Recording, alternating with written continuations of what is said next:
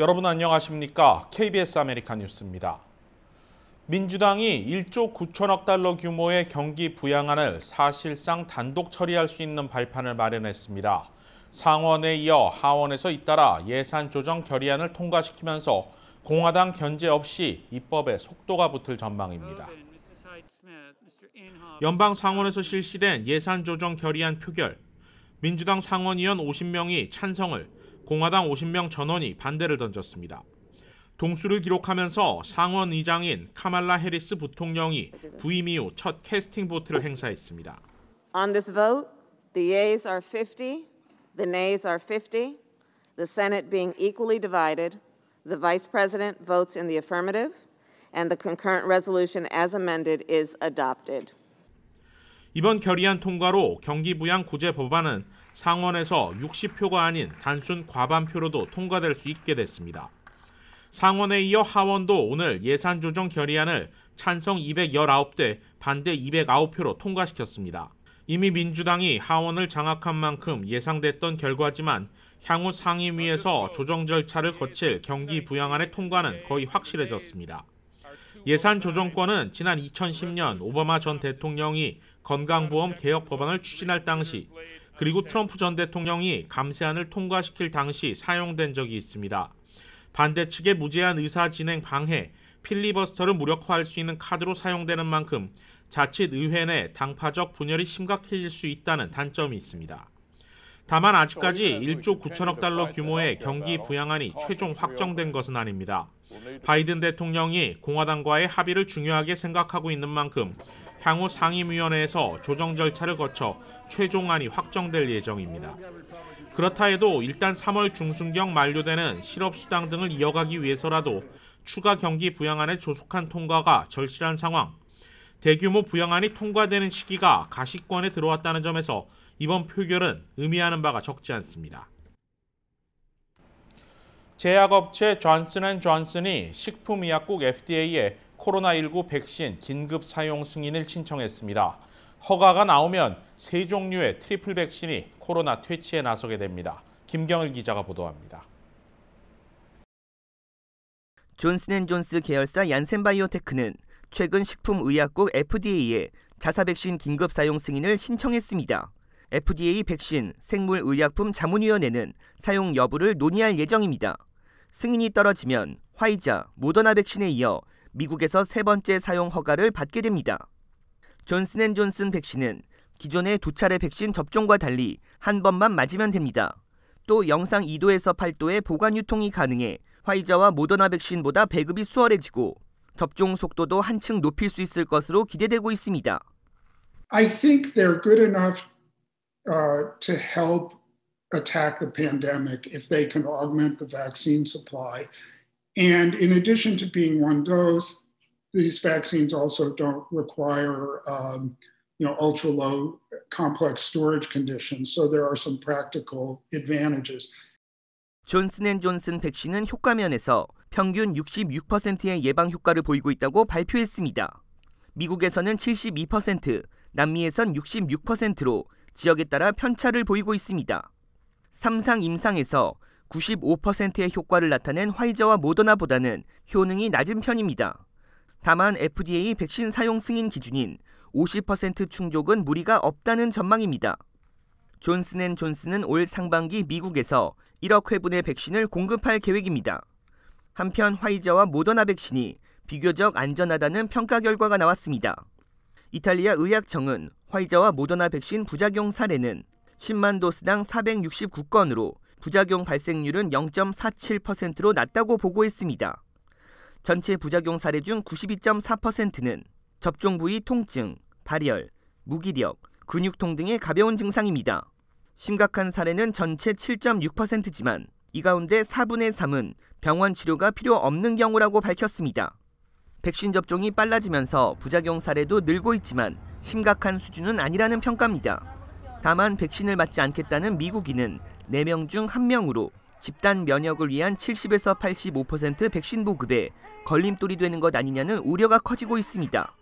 KBS 뉴스 김경일입니다. 일요일 전 세계 최대 스포츠 축제인 슈퍼볼이 플로리다주 템파에서 개최됩니다. 대회 당일인 일요일 하루 1억 명 이상이 TV로 경기를 지켜볼 예정인데 여럿이 모여서 볼 경우 또 다른 재앙으로 이어질 수 있다는 우려입니다. 이유수 기자입니다. 국내 최대 스포츠 축제인 슈퍼볼이 오는 일요일 개최됩니다. 이번 대회는 플로리다주 템파베이에 자리한 레이먼드 제임스 스타디움에서 열립니다. 경기장 최대 수용 인원은 6만 6천 명. 하지만 올해 슈퍼볼에는 14,500명의 선택된 관중만 입장이 허용됩니다. 사회적 거리두기를 유지하기 위함인데 이 중에는 이미 백신을 접종한 의료계 종사자들이 포함됩니다. NFL은 올해 의료계 종사자 7,500명에게 무료로 입장권을 나눠줍니다. This is actually a bucket list for me to go to a Super Bowl. Probably never thought it would happen to me. 천문학적인 가격을 자랑하는 슈퍼볼 경기를 직접 관람하는 경우도 있지만 대부분은 가족 또는 지인들과 모여 TV 중계를 시청합니다. 팬데믹 사태 이전에 열린 지난해 슈퍼볼의 경우 약 1억 명의 시민들이 TV를 통해 경기를 지켜봤습니다. 하지만 올해 슈퍼볼의 경우 이야기가 약간 다릅니다. 슈퍼볼 응원을 위해 열리는 파티 때문에 코로나 재확산이 우려될 수 있다는 연방질병통제예방센터의 우려 때문입니다. CDC는 야외 영업이 한창인 식당에 모여 응원하는 것은 집단 감염 사태로 이어질 수 있다고 경고했습니다. 가급적 한 집에 거주하는 가족끼리 응원하는 것이 바람직하다는 이야기입니다. LA 카운티 보건국 역시 파티 참석에 유의해야 할 것이라고 거듭 강조했습니다. 바바라 포레어 보건국장은 슈퍼볼 파티를 개최하는 것은 매우 위험한 일이며 야외 식당과 와이너리에 슈퍼볼 경기를 시청할 수 있는 TV가 설치돼서는 안 될 것이라고 밝혔습니다. 코로나 1일 확진자 수치가 다시 오름세를 나타내고 있기 때문입니다. 실제 지난 월요일인 1일 LA 카운티의 1일 확진자 수는 4,223명을 기록했고 다음 날인 2일에는 3,763명까지 떨어졌습니다. 하지만 수요일인 지난 3일에는 5,189명, 어제는 5,028명을 나타냈습니다. 하향 곡선을 그리다 다시 상승세로 돌아선 것인데 슈퍼볼을 기점으로 확진자가 기하급수적으로 늘어날 수 있다는 우려가 나오고 있습니다. 이처럼 코로나 확산에 따른 방역이 중요시되며 매년 전 세계의 화제거리가 되고 있는 슈퍼볼 광고 시장에도 변화가 찾아왔습니다. 올해는 대표적인 맥주 브랜드 중 하나인 버드와이저, 음료회사 코카콜라와 펩시가 광고를 철회했고 슈퍼볼 광고계의 큰 손으로 통하는 현대와 기아차 역시 광고를 내보내지 않습니다. 언택트 시대를 맞아 온라인 사업체들이 슈퍼볼 광고에 참여한 것도 특징입니다. 온라인 배달업체 도어대시와 우버이츠, 온라인 자동차 거래 사이트인 브룸, 증권거래 애플리케이션사 로빈후드가 새로운 슈퍼볼 광고주로 참여했습니다. 한편 매년 슈퍼볼 결승전이 열리는 구장은 미리 선정됩니다. 올해는 템파베이 버커니어 팀이 결승에 오르며 슈퍼볼 역사상 홈에서 대회를 치르는 첫 구단으로 기록될 전망입니다. KBS 뉴스 이우수입니다. 다저스 구장과 칼스테이트 LA에 이어 남가주에 또 하나의 대형 백신 접종 센터가 오늘 문을 열었습니다. 오늘 LA에서 동쪽으로 30마일 떨어진 곳에 위치한 칼폴리포모나의 대형 백신 접종 센터가 문을 열었습니다. 캘리포니아 메디컬 협회, 카이저 퍼마넌테, 어드벤티스트 헬스 등 건강보건 관련 단체들이 파트너십 형태로 운영하는 칼폴리포모나 접종센터는 14만 5천 스퀘어피트 규모의 48개 구역 스테이션에서 동시에 백신을 접종할 수 있는 규모로 하루 최대 10,000명 이상의 접종이 가능합니다. 다만 당분간은 백신 공급 물량 부족으로 이곳에서 75세 이상 거주민들만 접종이 가능합니다. 다저스 구장과 견줄 만한 대형 백신 센터가 들어서면서 향후 LA 외곽 동부 지역 거주민들의 편의성도 개선될 것으로 보입니다. 오늘부터 뉴저지 주내 식당 실내 영업의 수용 인원이 25%에서 35%로 확대됩니다. 제유사 뉴욕 KBTV가 보도합니다. 필머피 뉴저지 주지사는 3일 코로나19 관련 브리핑에서 주내 식당, 체육관, 카지노, 헬스랑, 네일숍, 엔터테인먼트 비즈니스 등에 대한 실내 영업 최대 수용 인원을 기존 25%에서 35%로 완화한다고 밝혔습니다. 또 오후 10시 이후 식당의 실내 영업 금지 조치도 폐지됩니다.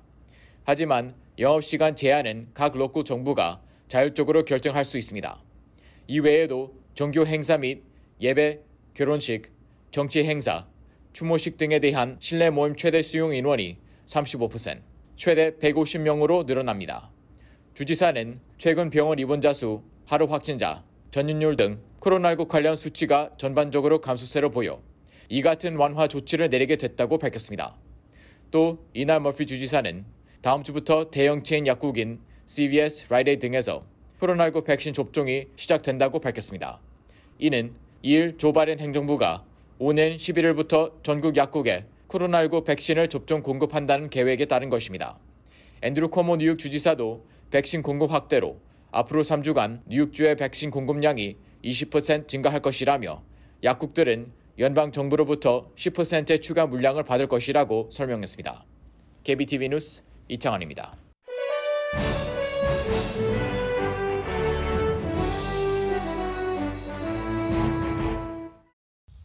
여기 대체 어디야? 집이지. 1980년대 미국 남부 아칸소의 한 시골 마을. 아메리칸 드림의 꿈을 품은 한 가족이 이곳에서 둥지를 틀면서 이야기는 시작됩니다. 하지만 경제적인 부분이 충족되지 않으며 갈등은 커져만 가고 갈 곳 없는 친정어머니를 모시게 되며 외할머니와 손주의 골은 점점 깊어져 갑니다. 아이들을 위해서 떠나고 싶은 아내. 이곳에서 어떻게든 성공을 하려고 노력하는 아버지는 고집스럽고 가부장적이지만 가족들을 위하는 마음은 두 사람 모두 다르지 않습니다. 이민 생활의 외로움과 역경을 잘 그려낸 이 작품은 미주 한인들의 입장에서는 지난 날을 돌아볼 수 있는 계기가 될 것으로 보입니다. 영화를 만든 정이삭 감독은 1978년 덴버에서 태어나 일본군 위안부는 공인된 매춘부였다. 하버드 법대 교수가 논문에 이 같은 주장을 실어 파문이 일고 있습니다. 이런 가운데 하버드대 법대 아시안계 학생들이 일제히 문제의 교수를 비난하고 나섰습니다. 하버드대 로스쿨 한인학생회는 어제자 성명을 통해 일본군 위안부가 공인된 매춘부였다고 주장한 존 마크 램지어 하버드대 로스쿨 교수를 강력히 규탄한다고 밝혔습니다. 학생회 측은 램지어 교수가 인권 침해와 전쟁 범죄를 의도적으로 삭제한 채 확실한 증거 없이 일본 정부가 여성에게 매춘을 강제하지 않았다 주장했다고 밝혔습니다. 또 램지어 교수가 한국의 관점과 학계 저작을 논문에서 거의 언급하지 않았으며 일본 정부가 위안부 여성을 협박 납치 강제했다는 사실을 인정한 유엔과 국제 엠네스티 등 국제기구의 폭넓은 학문 자료도 무시했다고 덧붙였습니다. 성명에는 하버드대 로스쿨 중국 법학생회, 하버드대 아시아 법학생회 등 모두 6개 단체가 공동 서명했습니다. 앞서 일본 산케이 신문은 조선인, 일본인 위안부가 모두 공인된 매춘부라는 견해를 담은 램지어 교수의 논문 내용을 공개한 바 있습니다. 한국인삼공사 정관장 미주법인이 팬데믹 기간 커뮤니티를 위해 봉사하는 한인 비영리 단체들을 응원하는 캠페인을 지속하고 있습니다. 인삼공사 미주법인은 설날을 맞아 한인 가정상담소와 민족학교, 한인타운 청소년회관 등 6개 비영리 기관에 무료로 홍삼 정차 세트를 깜짝 선물했다고 밝혔습니다. 인삼공사 이응실 미주법인장은 코로나19 위험 속에서 복지 사각지대에 있는 한인들을 위해 일하는 많은 분들의 건강을 기원하며 향후 저변 대상을 확대해 나갈 것이라고 밝혔습니다. 인삼공사는 지난 3월 팬데믹 이후 LA 총영사관과 동포단체들을 대상으로 정관장 제품을 무료 기증하고 출근하는 한인 직원들을 대상으로 백투워크 캠페인을 진행하는 등 그동안 모두 5차례 이상 무료 증정 행사를 이어오고 있습니다.